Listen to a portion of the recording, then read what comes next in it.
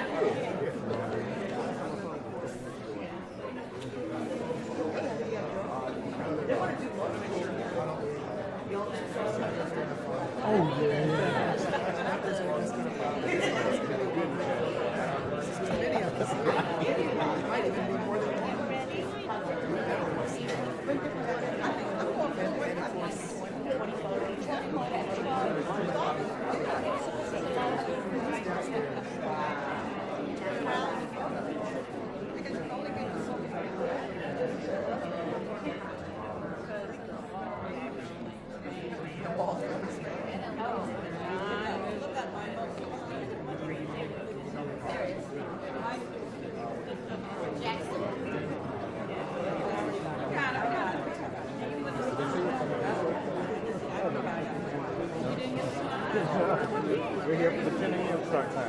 Oh. Yeah. Supposed to.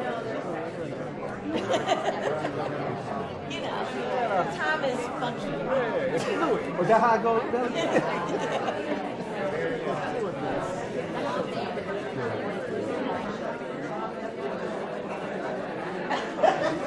But you were there.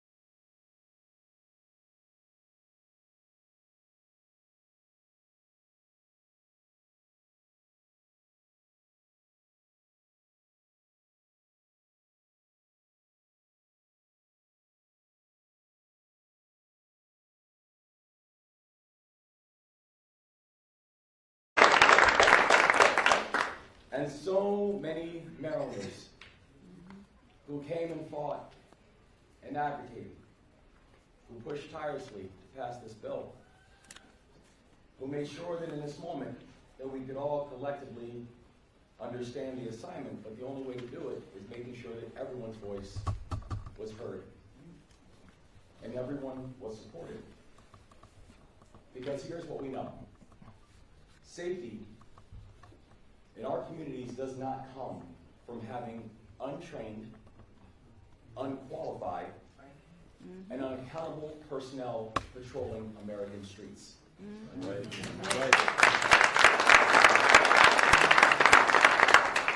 And right now, let's be clear that ICE is the largest law enforcement agency in America. It is larger than the FBI. It is larger than the DEA. It is larger than the ATF. That ICE's budget in 2024 was $10 billion. Its budget now is $85 billion. Wow. By funding, ICE is the 13th largest military force in the world. ICE received more funding last year than our entire state budget. And we've seen the results of an unaccountable agency with seemingly unlimited resources. We've seen 5-year-old children detained. We've seen parents too scared to send their kids to school. We've seen mothers dragged out of their cars. Communities living in fear. We have seen a mother in Salisbury who was detained by ICE and simply asked to see her son because her son was dying. And was told no. And while detained, her son died of cancer. I'm not sure how any of us are safer because of these actions. And so, I want to be crystal clear about a few things. One, our resources will be focused on, and we will continue to work with our federal partners to be able to address the worst of the worst in our society. I also want to be clear about this too. We believe in constitutional policing. And we believe that we do not have to choose. What this bill does is just as important to understand what this bill does not do. And also the executive actions that this administration is taking to ensure that everybody is clear. This legislation does not authorize the release of criminals. It does not prevent Maryland from working with the federal government to hold violent offenders accountable. The people of the state know, and they are very clear after watching the first 3 years of this administration, we do not take violent offenders lightly. We are going to make sure our communities are safe from people who are doing violent harm to them. We will continue to coordinate on shared public safety priorities, including the lawful removal of non-citizen offenders who pose a risk to public safety. We will continue to participate in joint task forces on criminal investigations. We want ICE, though, focused on violent criminals and people who are doing true harm to our society, as was promised by the Trump-Vance administration. We need and we want these people to be captured and held accountable. But what this bill does do is to draw a very clear line. It says that in Maryland, we defend constitutional rights and we defend constitutional policing. That we defend and we support the trained law enforcement in our state.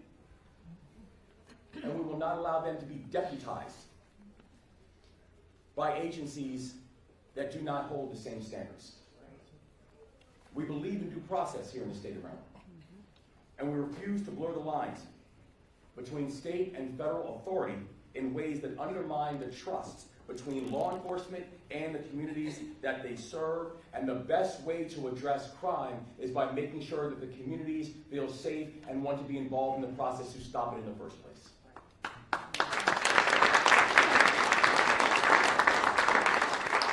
In Maryland, we will not allow untrained, unqualified, and unaccountable agents to deputize our brave local law enforcement officers.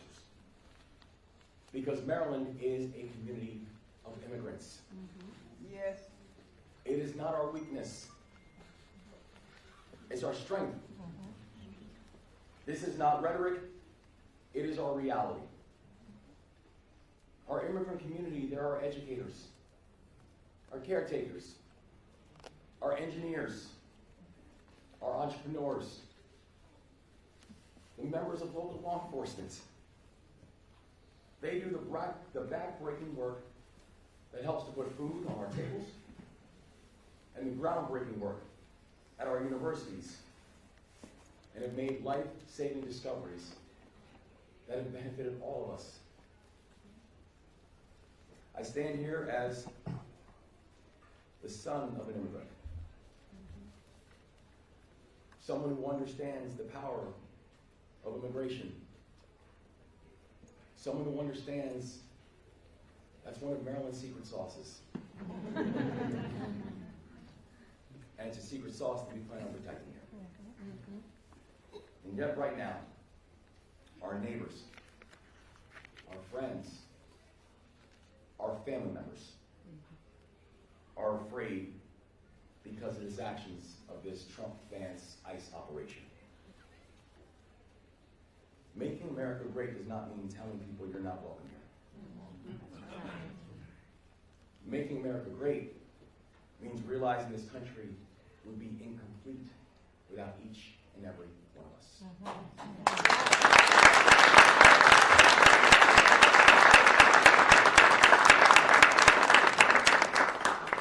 And that's exactly what was required to make today happen. A very clear statement to our community that we believe in your safety. We believe in making sure that you are going to be safe from violent offenders. And also we believe in making sure that you are safe from unaccountable agents as well. And so I'm thankful for the work that you all did. And I also know that more work is needed. We are watching an assault like we have not seen before, in every way. And there is nothing that we should not do to make sure not just that our people are protected, but also to make sure that our people can thrive. And I'm thankful to be able to turn the podium over to my partner in the work and someone who, in her example, reminds us of the power of immigrants in the state of Maryland, because our lieutenant governor is an immigrant herself. Someone who came to this country from India and has made this entire state proud. Yes. Maryland, you're an amazing lieutenant governor.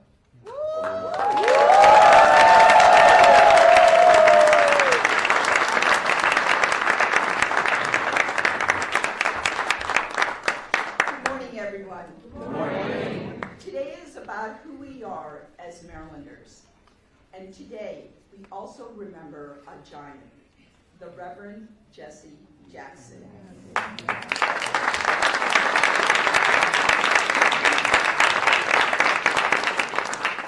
Reverend Jackson spent his life insisting that this nation live up to its promise.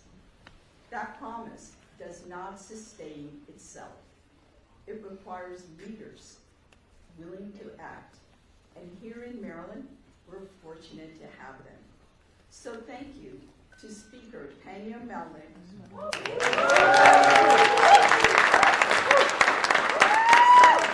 Ferguson,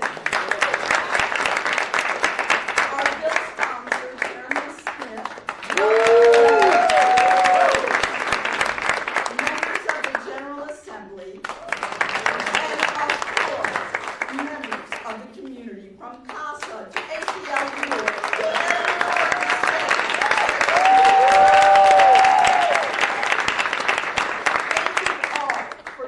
leadership, your partnership, and your persistence.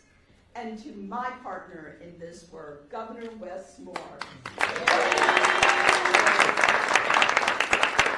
who understands, just as Reverend Jesse Jackson did, that justice is not rhetoric, it is policy, and that in Maryland, public safety and human dignity go hand in hand.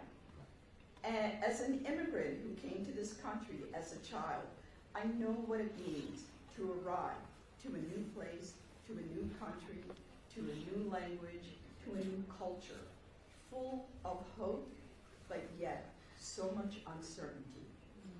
Immigrants come here to work hard, to build businesses, to raise families, and to contribute to our great nation. And they do, every single day. Immigrants strengthen our economy, enrich our culture, and add to the fabric of our communities. So today is about who we are as Marylanders. We're a state that believes in dignity, equality, fairness, and keeping families safe. When families are afraid to call the police, to report a crime, and to seek help, no one is safer. Trust is the foundation of public safety. This law helps build that trust. Today we send a clear message. Maryland is stronger because of our immigrant communities. We value you, we stand with you, and we're committed, not just in words, but in law, to keep every family safe. Now it's my great pleasure to bring to the podium the Senate President of the Maryland General Assembly, Senate President Bill Ferguson.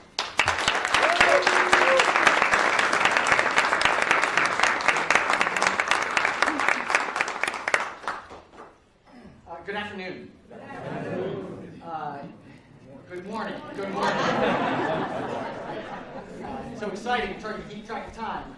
You know, it's not lost on me in this moment as we stand here at a crossroads for American history that I am surrounded by three statewide leaders who themselves are first or second generation immigrants.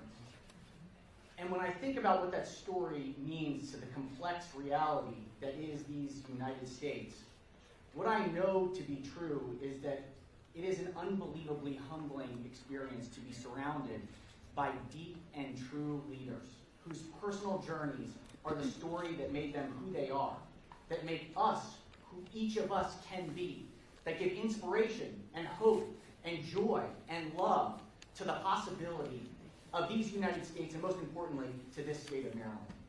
It is truly humbling to stand alongside them and know that it is their journeys that make this state great.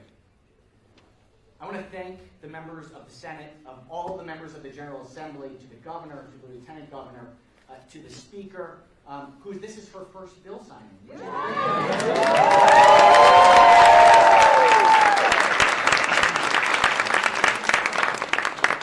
Pretty incredible moment, which I'm really proud to share alongside with you.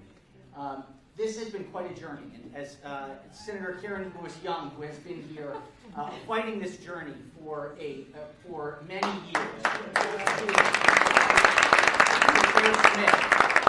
has taken on the mantle and leadership from the DREAM Act to dignity not detention to protecting you visas to a 13-year journey of ensuring that immigrants are protected here in the state of Maryland. We stand here today to further that ongoing journey, to say that in Maryland, we believe in hope and love. We believe that immigrants are our strength.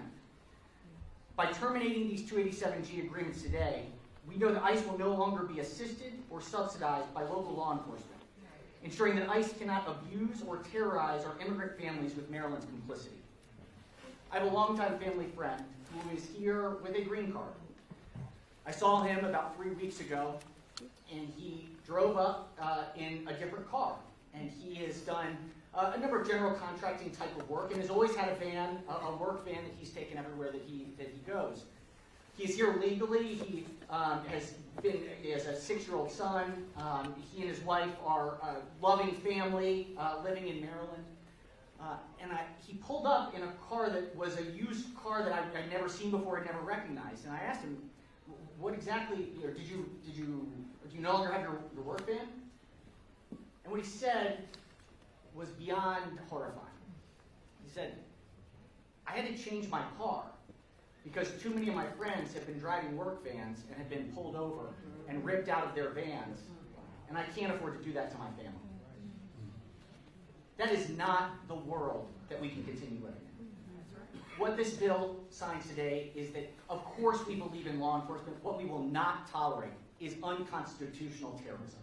And that is what we are seeing across too many states and here in Maryland by a lawless administration that has not put safety first. This is a state that believes that constitutional policing is fairness for all, and that is what this bill is about today. I want to thank the advocates, the community members who are dealing with the pain and fear and hardship that this administration has put forward across too many of our communities. Please know that we stand with you and for you and believe, and that we love you and you are a part of our community as every other member of Maryland. I want to make it clear that this is a first and continuing step. We have more work to do beyond this measure to make sure that every single Marylander, every person who resides in our state, feels the ability to thrive and to be successful. With that, it is truly my honor and duty to hand it over to, for her first ever bill signing address, the Speaker of the House,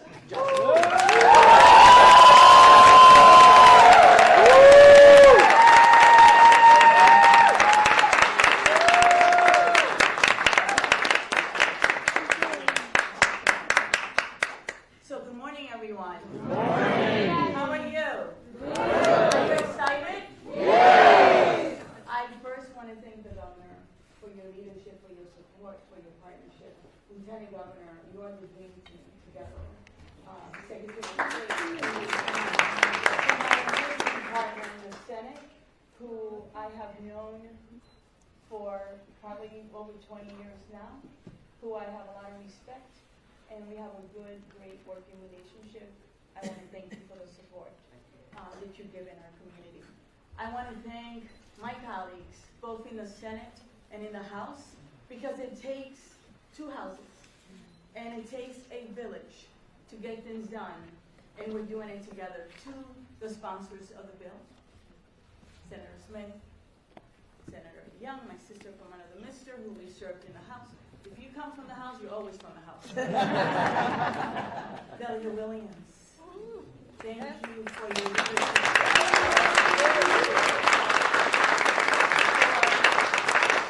Thank you for what is right and for fighting for it unapologetic. Thank you so much. I want to thank all the advocates. Casa, gracias.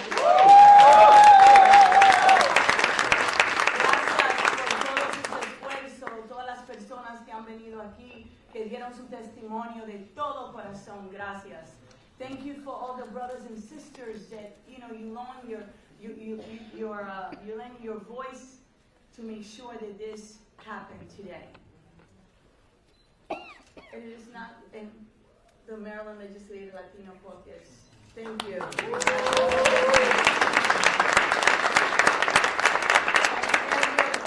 Black caucus and every other caucus, because it does take a village.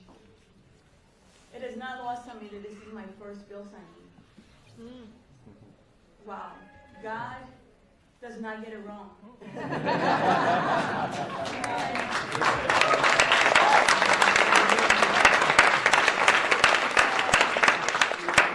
I will never forget this first.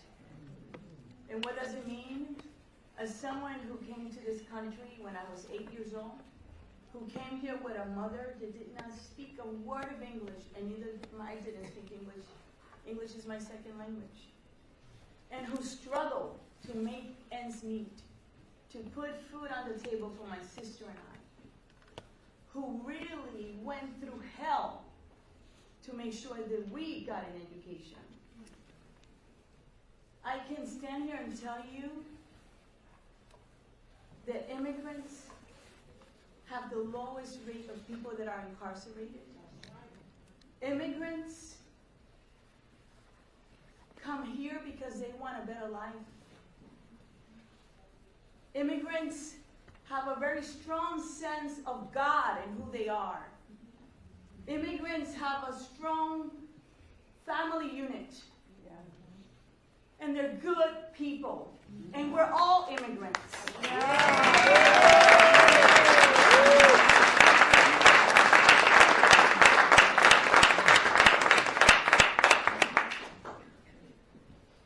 This bill is so important. It's important because Governor Maryland is speaking. It is saying that in our state center, we value respect. We value empathy.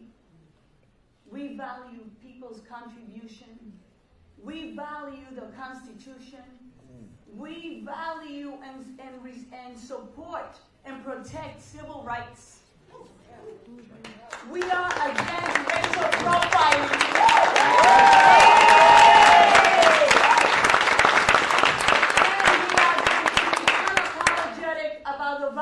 Stand for.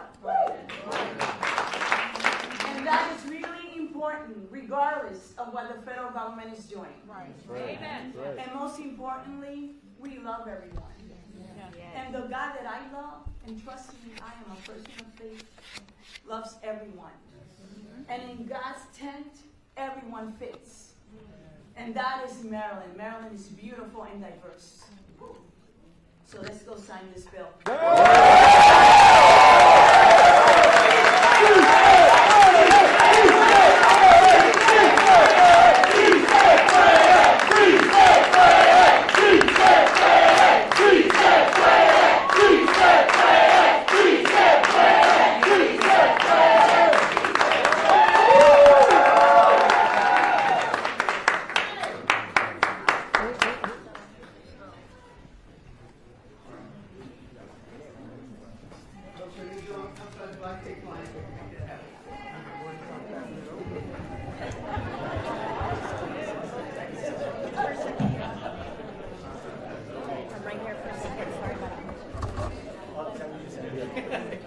Senate Bill 245, House.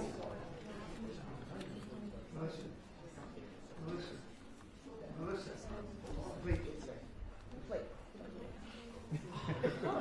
We had another announcement to make.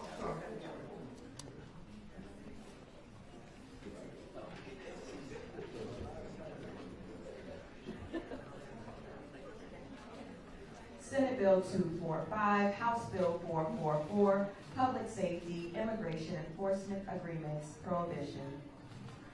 We'll have the first, the sponsors. The first picture will be the sponsors, and then we'll have those here on the floor in the reserve seat.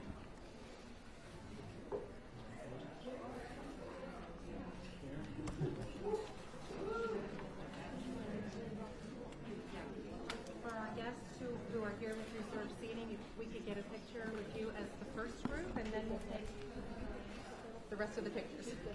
So, Those in reserve seating, please join the sponsors.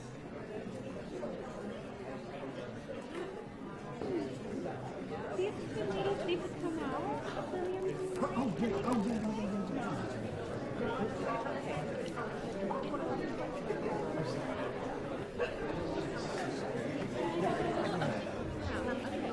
Right behind you, man. Come on.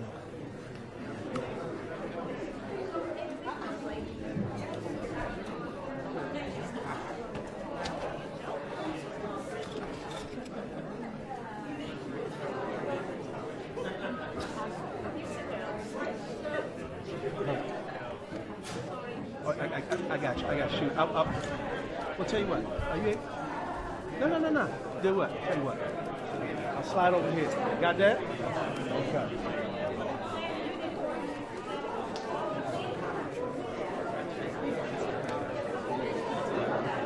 Excuse me, bud. Excuse me.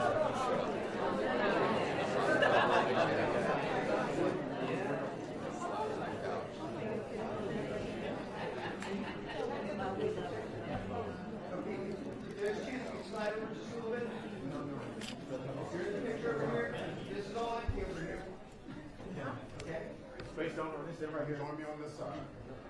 He's a good guy. You can join him. Trust me.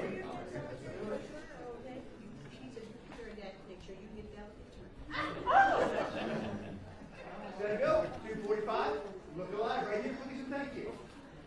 Thank you very, very much. Next.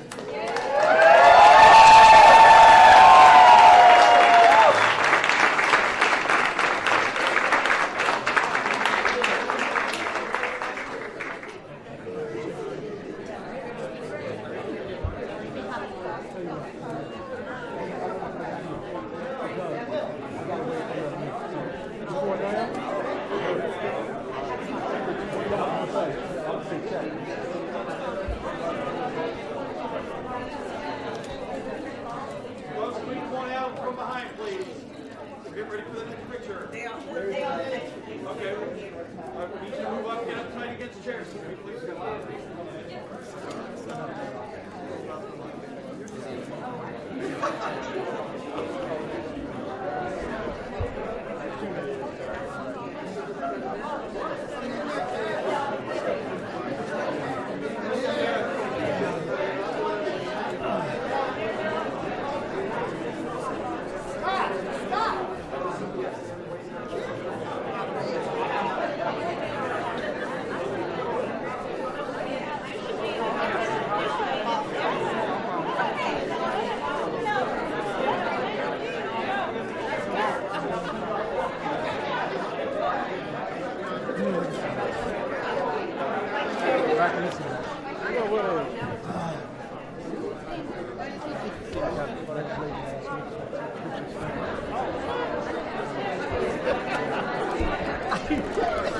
Standard guy. You ain't doing nothing. They were right there. Oh, yeah. No, you're okay. 245 is on the library here, please, thank you. You guys are amazing.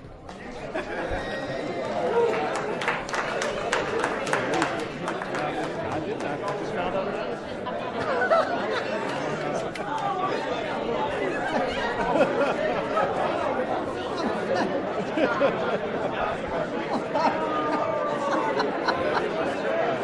Thanks for the warning. You know what I'm saying? Oh, man. That's hilarious. That's good stuff. Oh, that's good stuff.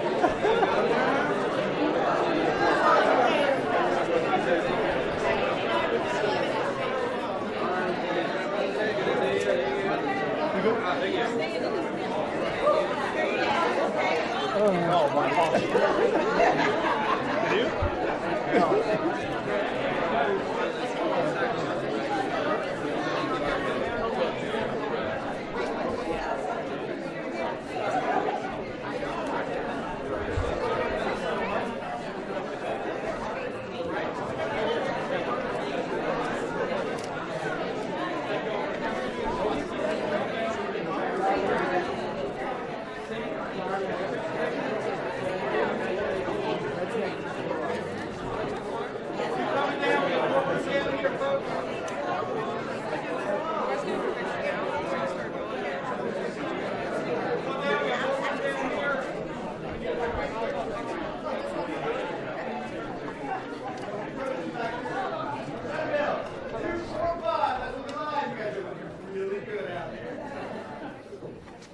Thank you very, very much.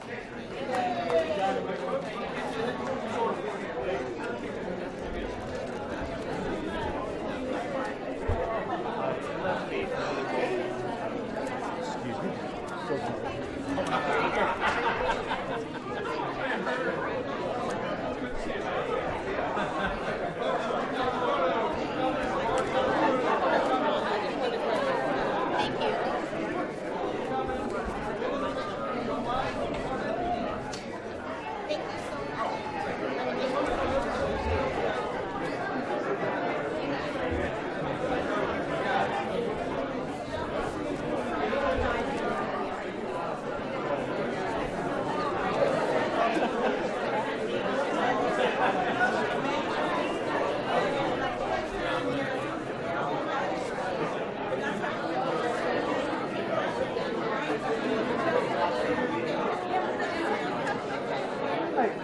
When you finish, put it down on the base. Oh, you coming there?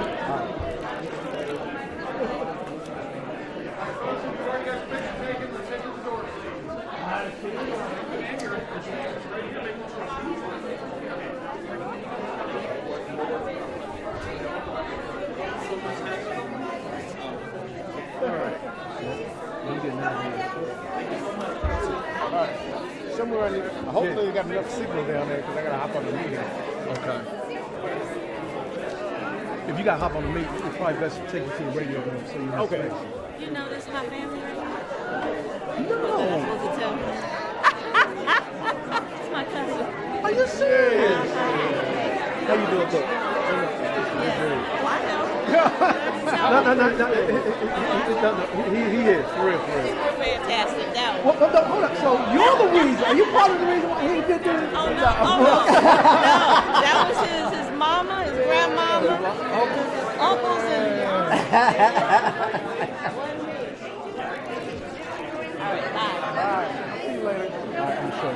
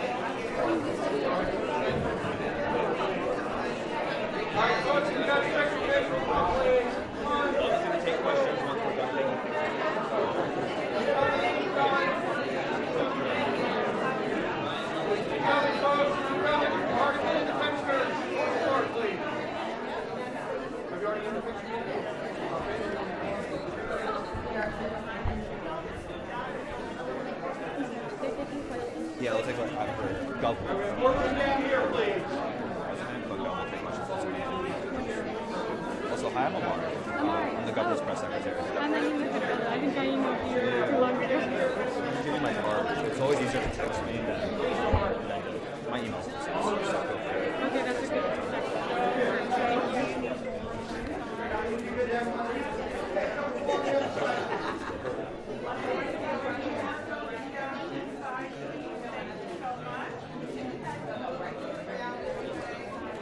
Do you want to take that?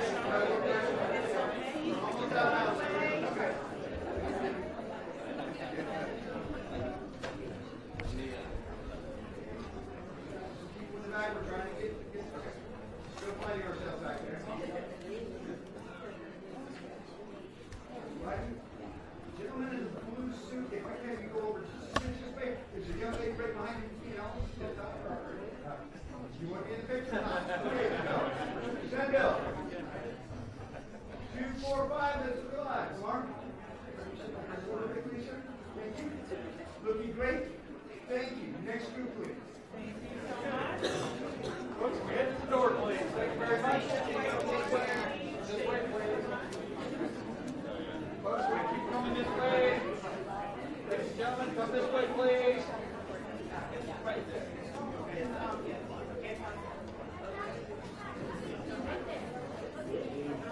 All right, folks, we keep coming this way, please.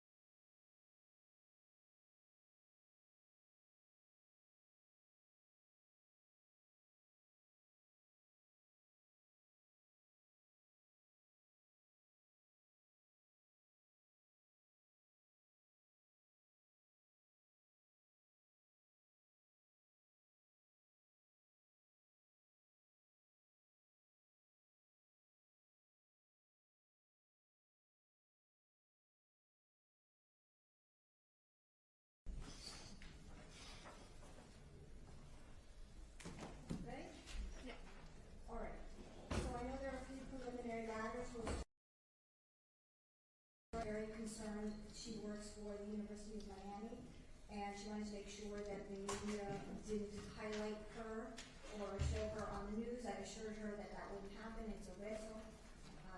She's probably going to ask when she comes in. She spoke to Ralph. I haven't spoken to her, so Ralph was the one who told her. That was Friday, and I think she called the next day. But she's here, from my understanding. Okay, and for the record, the defendant, Mr. Rashawn Jones, and the state and the attorneys for both sides are all present. Go ahead and put your names on the record. Good morning, Your Honor. Christina Diamond, Kristen Rodriguez, and Marty Jimenez on behalf of the state. Good morning, Your Honor. Christian Maroney, Sarah Alvarez, Anita Jones Peabody, and Danielle Perez on behalf of Mr. Jones. Okay, and go ahead, you said that there were some issues. Yes, Judge, two issues. The first is more of a clarification issue and a potential objection. So between the first day that we argued motions in limine and then we sort of continued motions in limine that following Monday, and there was some clarifications that the court made and some additional information and additional rulings that the court made.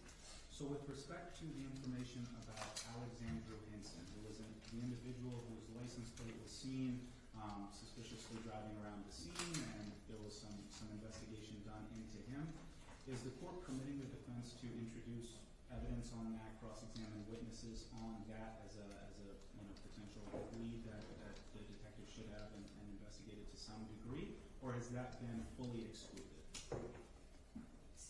Correct me if I'm wrong. I think what he said was that they can ask about any of that, and you can ask them what they did as a result, but we're not going to get into other specifics about the tag being, was it assigned to someone else, or some other details that we have discussed? No, the tag was assigned to one individual. It was the whole in the track coach and like going on. The track coach part and all of that stuff. It was fine that you discussed that that part was there and that it was investigated. And they followed up on that. I don't have an issue with that. But we're not going to get into the track part. And none of the details about what was said, or like what the detectives learned during their investigation, or whether they spoke to people about this? Well, that's hearsay.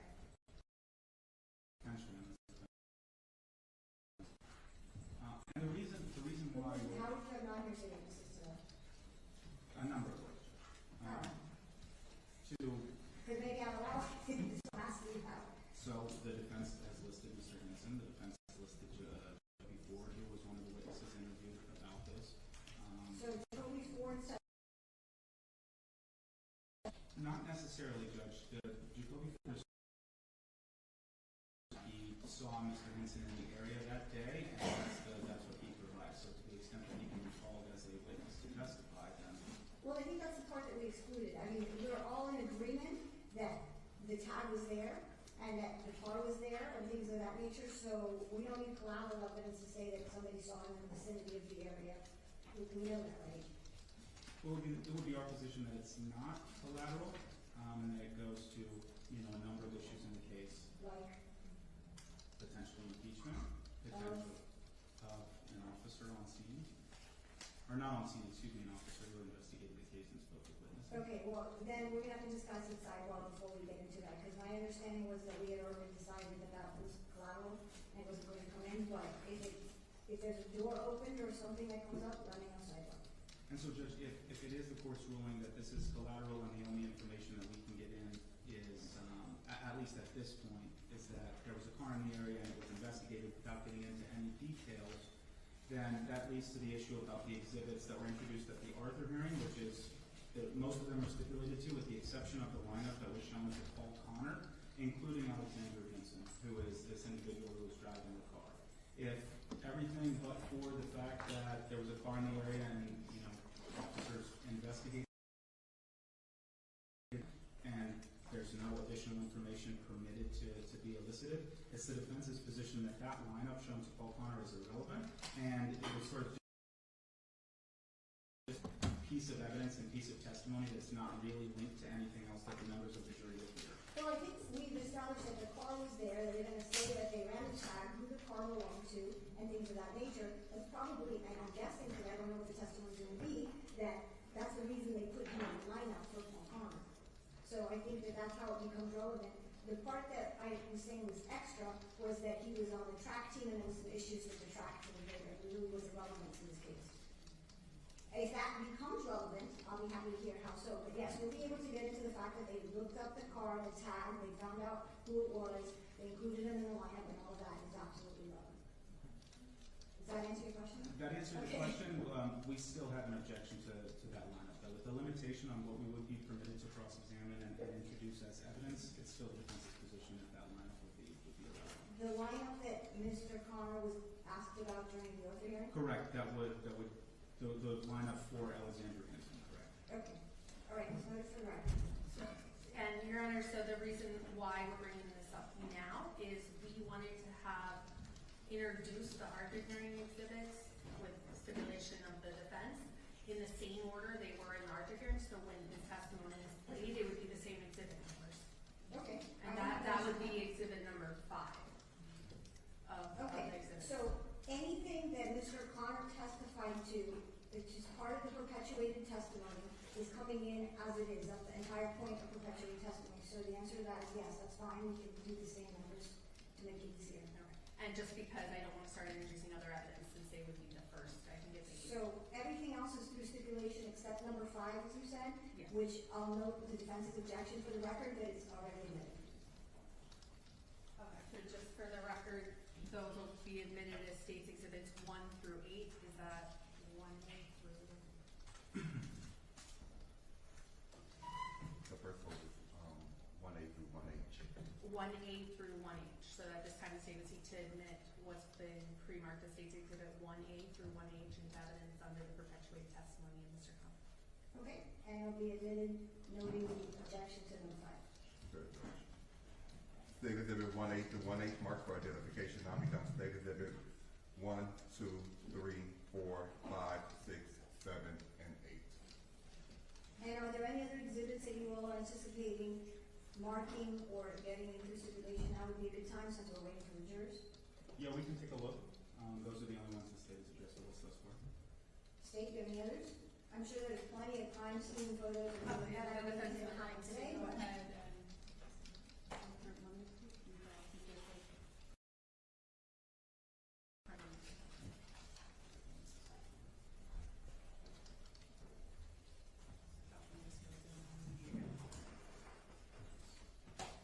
all right, so meanwhile they're looking at that, I'm going to address the audience. I know there's a lot of people here today. People are going to be going in and out throughout this hearing, but I wanted to say for the people that are here now, a couple of housekeeping matters. Please take a look at your phones. I don't know if you have an Apple Watch, anything like that. Make sure that they are turned off so that they don't start ringing or vibrating in the middle of the trial and be distracting. Second of all, there are instructions that I'm giving everyone, but it should also be on the door. You cannot use a cell phone to take photographs or videos unless you have a media license and have been granted permission by the court. Do not take pictures of any of the jurors. Do not take pictures of any of the witnesses. If you post something on social media, I more than assure you they will find you. It has happened in the past. The consequences are contempt of court and jail time. So please take note, look at the phones now, make sure they're off, and don't be looking at it where somebody thinks that you're taking a video. If you have meta glasses, please take them off. If anyone sees a little green light or a little red light on your glasses, you will more likely than not end up being in jail. So please check your glasses. I don't want to have to start this all over or have this type of a hearing, but I have to say it because it would be the first, second, or third time that it happens to me in particular. It happens to all the courtrooms, but I give this admonishment in advance because of the experience that it has happened before. So yes, we even had meta glasses. That being said, I know that there is going to be a lot of testimony that's highly emotional. There are family members on both sides here. Please remember that this is a courtroom. I don't anticipate we're going to have any issues, but I give this same admonishment as I do in every other homicide case. I know it's very difficult to hear. I know that both sides are going to hear allegations against the loved one that's going to make them unhappy. If you cannot sit through it quietly, please exit quietly. And we don't want anything to happen in front of the jury that's going to cause us to have to start all over again. So I just wanted to bring that to everyone's attention. For your concerns, the media might get people from the audience into the photographs, but they're going to make a concerted effort not to get the faces of the jurors because they're concerned for the sensitivity of their safety and their privacy for now. All right. Anything else you all want me to address? Yes, Judge, there's one additional issue. So this goes to the court's ruling excluding the confession of Wilner Yacinti. And just to give a little bit of additional information. Wilner Yacinti was the individual officers got information through a confidential informant who was working with ICE that Wilner Yacinti is a known hitman, and he confessed to the crime. The court excluded his testimony for a couple reasons, excluded any reference to that cross-examination on that, anything related to that confession for a couple reasons. The first was because in Detective Dominguez's report, it said the only information there is that this individual said he killed somebody with a .38 caliber, and the court found that that wasn't sufficient information to link this to the murder of Brian Tata and make it, meet the credibility requirements under Chambers versus Mississippi. The second is because there was information provided to the court that the hitman who allegedly made this confession was deported to Haiti and died in 2010, and therefore the officers really couldn't do any additional investigation or follow-up on that because he had passed away. So the court said that this isn't something that we can bring in for lack of investigation or what the officers did. Since that time, we got some additional information from ICE. We sent a number of 2 letters. I believe we referenced that last time we discussed this in the court, and the initial one was denied. We just got a response to the second one, I believe on Friday of last week. That included a number of reports that was written by the ICE officer who initially made this information available to the detectives for the Miami-Dade Police Department, and it includes some additional information that wasn't included in Detective Dominguez's report that would affect the court's analysis. The first is it includes specific language discussing what this confession said, where he said, "I just killed that kid from the University of Miami." So now we have a specific statement, unlike what the court found about Dominguez's report, a specific statement linking that confession to the murder of Brian Tata. It also includes information about a .38 caliber handgun, and in looking to Detective Dominguez's report about the date whenever this confession was made, it was approximately 3 weeks after the death of Brian Tata, according to Detective Dominguez, and then according to the new ICE reports we got 3 weeks after. Well, it doesn't say specifically 3 weeks in the ICE reports, to be clear, but the confession was, "I just killed that kid from the University of Miami. I get paid to perform hits." So I believe that would at least affect the court's analysis as to the credibility of this confession. The second issue, well, these are intertwined. Between 2009, December of 2009, and 2011, there is an operation. The City of Miami Police Department and ICE are trying to locate Wilner Yacinti because they have this information about the homicide, and he's also illegally in the United States, so ICE was trying to deport him. There are a number of City of Miami police officers who are referenced, but their names are redacted, who, in speaking with ICE, saying, "I've seen this guy in the area, I've seen him around this location, he looks familiar to me."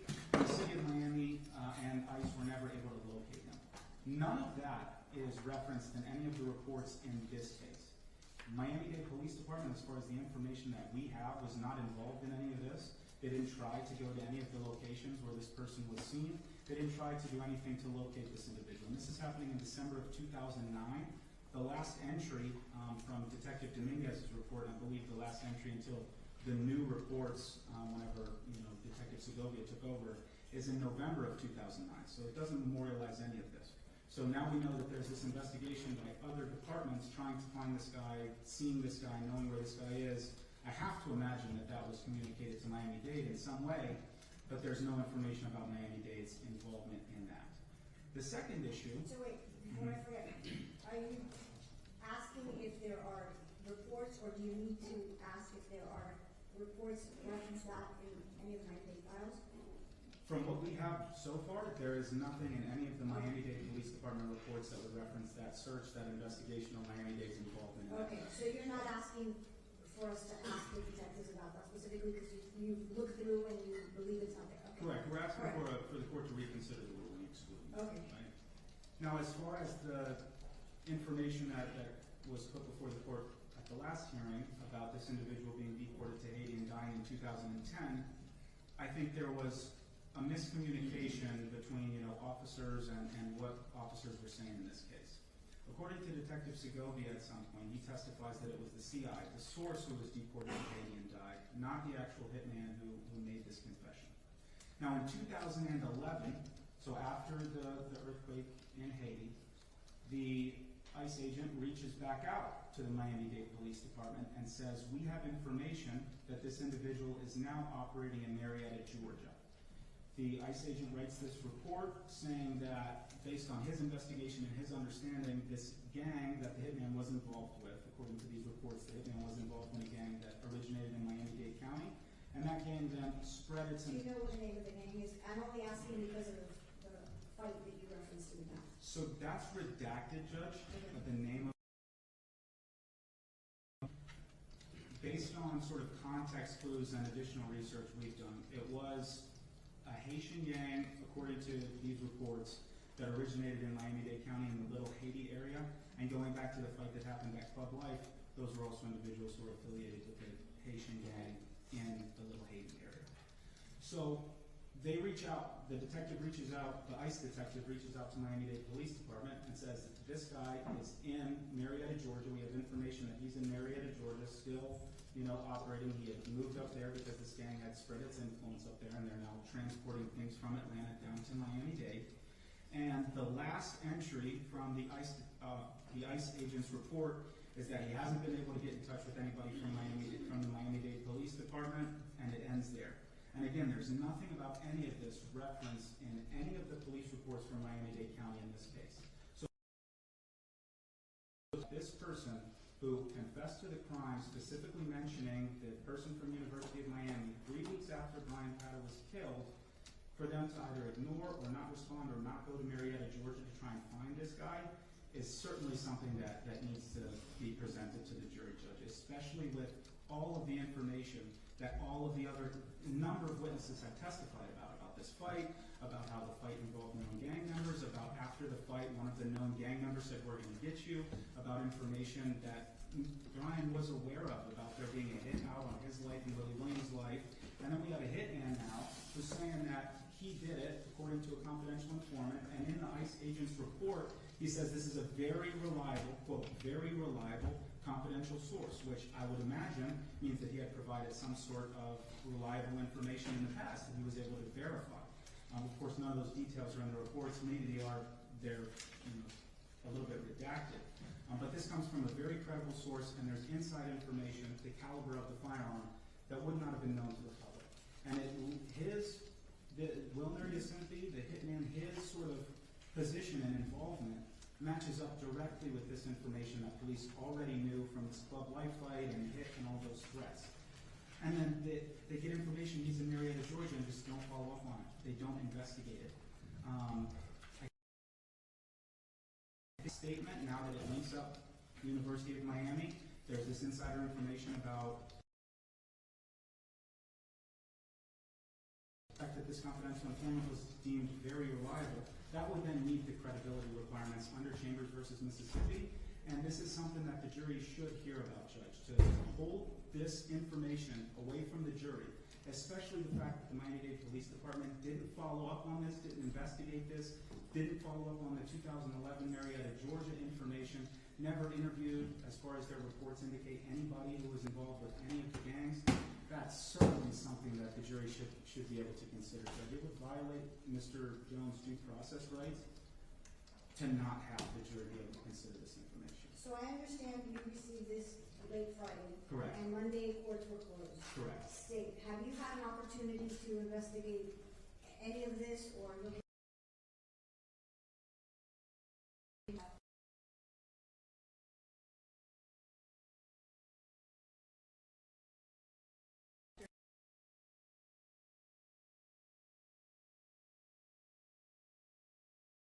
in this case?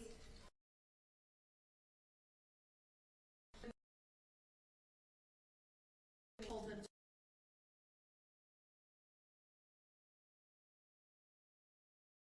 has not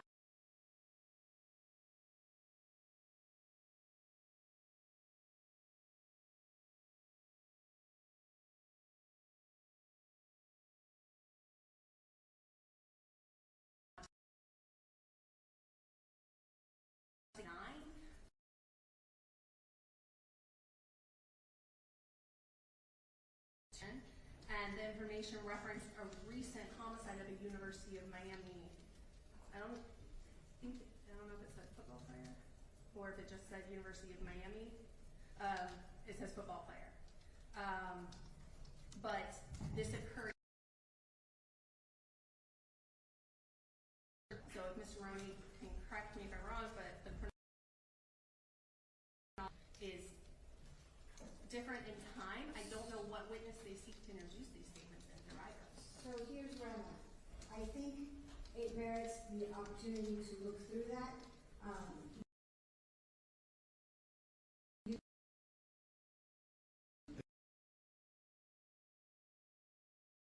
I mean, I need certain answers before I can make a ruling. For example, when did the CI say this statement was made? Was it 2 years after? Because then it wouldn't be as 3 weeks. I need to know who is it that went to Haiti and died? Because we were under the assumption it was the alleged hitman. And when I read the reports, it references Wilmer Yacente, which is the hitman's name, that he goes back to Haiti. So the reports are all ICE, the Department of Homeland. So initially to Miami Police Department, not Miami-Dade. This is for them. They already this person for the hitman. So they are going to look at this deportation order, and he is supposedly still in the area. So they go to locate him. They don't locate him. They do their investigations. Then information that he is still in the country. They in the Atlanta office. So these agents are no longer investigating because he's in another part of the country. And those agents go out to where the federal government is trying to locate someone to deport, and then maybe Miami-Dade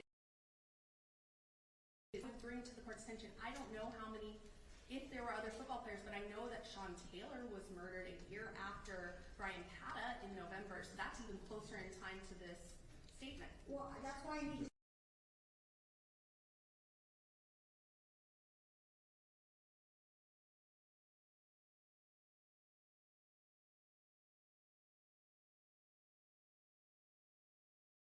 2010, and you're saying that the information was that in 2011 he was in Georgia? I think that's what it said. And Judge, to clarify, on the confidential informant for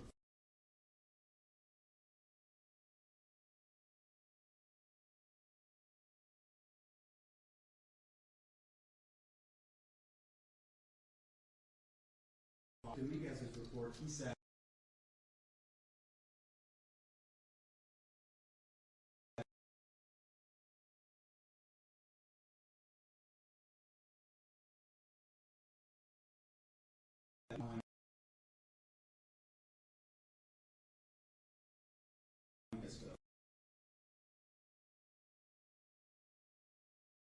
which again goes to this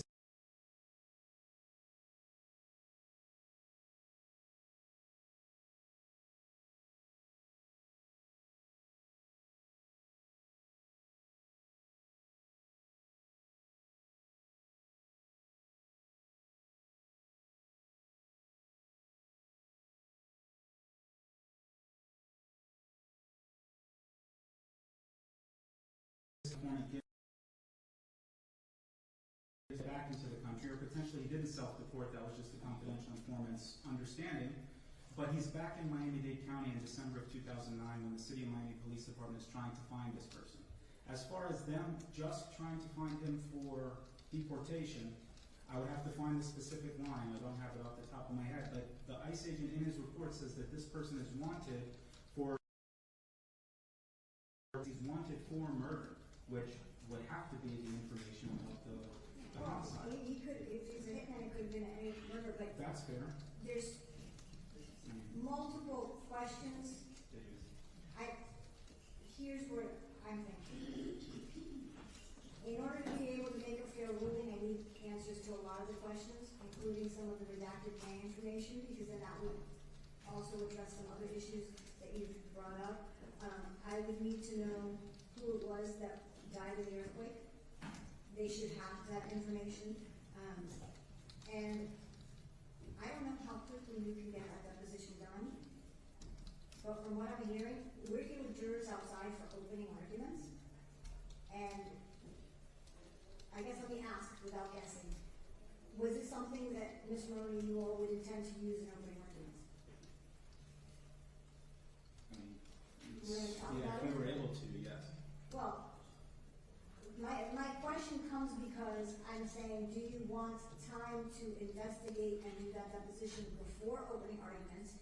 I don't see the advantage of doing opening arguments now without including that information. If it's something that's going to come out, I would assume that you might, that's your strategy, want to discuss it amongst each other and decide if you wanted to include that in your opening argument. So if it's something that's going to be admissible, I don't want to foreclose you from talking about it in opening unless you're okay with doing that.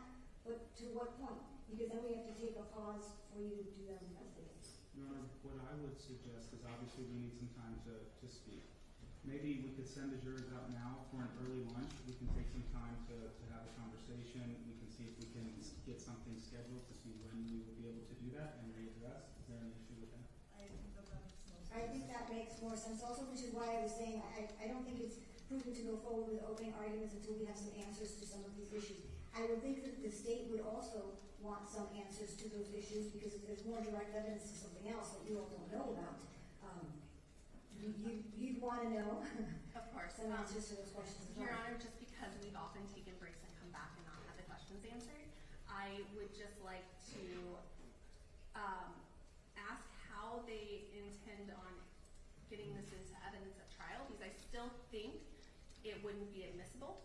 And so I'm in agreement with you. It's going to be, not impossible, but depending on what some of the answers are to those questions, it may become admissible. So I don't want to foreclose them from talking about it. To then take a pause after opening arguments for a day or something, it's really not worth it. And I think that depending on what some of the answers are, it could change the strategy for both sides.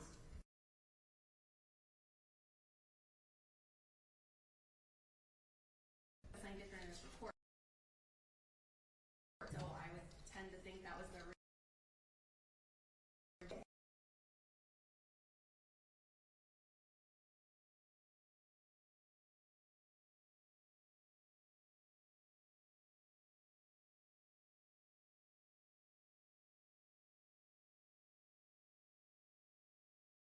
admissible if it ties back because I know the court.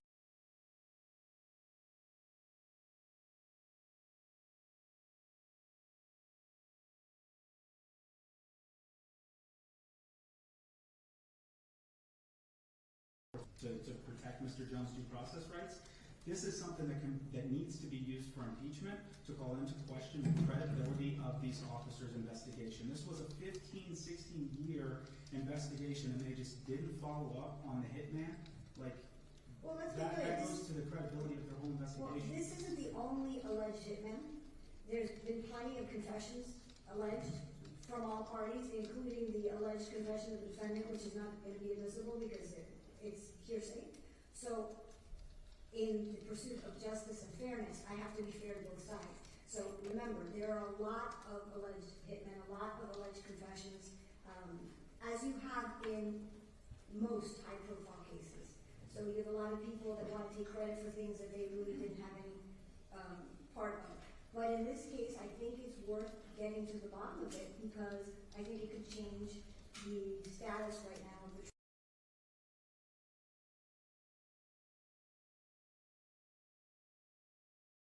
within a availability of the agent to see how quickly we can do that deposition. Maybe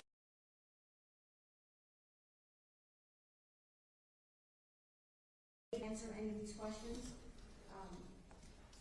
I mean, Detective Dominguez was deposed and asked about these issues. I can look at that as well. Yeah, no issues, and now we have some different information. I read through the report. It seems like the exact same information, other than it was July shortly after. When was 2006 or 2000? So, Detective, His report like it's made in July of 2009. Detective Dominguez worked 2000.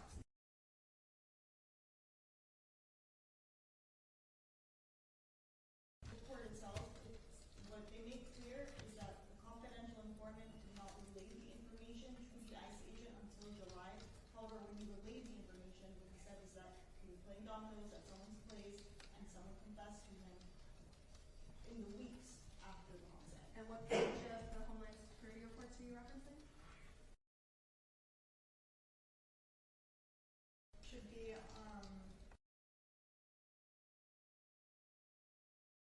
review the reports. But it's usually not something, because it's not discovery in this case, so it's not something that I see, but it would make it easier for me to. Okay, so. What? You don't want to welcome the jurors. Anyone object to my going out in the hallway and rather than just bringing him?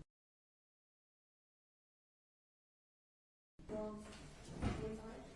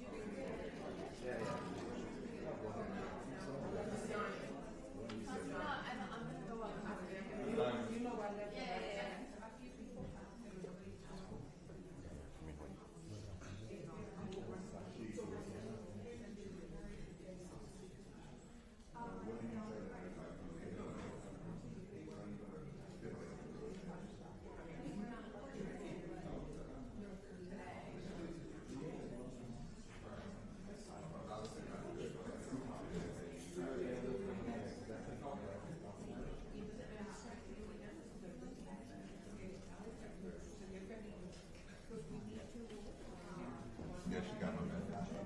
Also, stay right here for a minute because she can give me the exit. Yeah, so I'm gonna go ahead and make her a copy now.